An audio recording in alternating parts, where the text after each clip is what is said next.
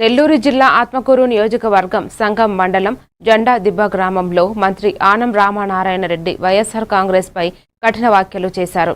ఇంటింటికి వెళ్లి పెన్షన్లను పంపిణీ చేసి 2.25 కోట్ల విలువైన అభివృద్ధి పనులను శ్రీకారం చుట్టారు.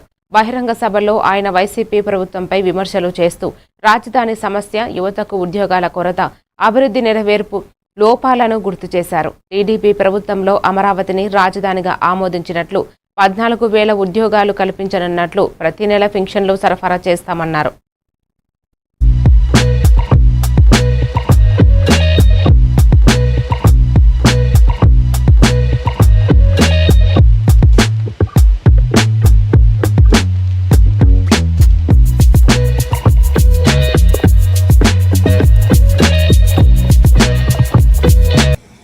దీనికైన ఖర్చు 1,400 కోట్ల రూపాయలు ఈ రాష్ట్ర ప్రభుత్వం ఆర్టీసీ యాజమాన్యానికి డబ్బు కట్టింది.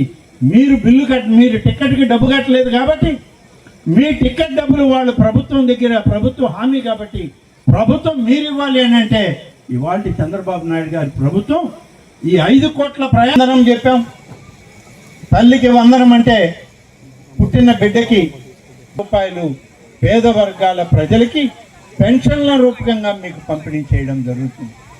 మరి ఇంత పెద్ద మొత్తం గతంలో ఏ ప్రభుత్వం ఇచ్చినటువంటి దాఖలాలు లేవు. అధికారంలో ఉంది కాబట్టి చంద్రబాబు నాయుడు గారు కూటమి నాయకత్వం ఇచ్చినటువంటి ఎన్నికలకు ముందు ఇచ్చినటువంటి హామీ సూపర్ 6లో భాగం ఎన్టీఆర్ 84 లక్షల టన్నుల చెత్త ఈ రాష్ట్రంలో వదిలిపెట్టి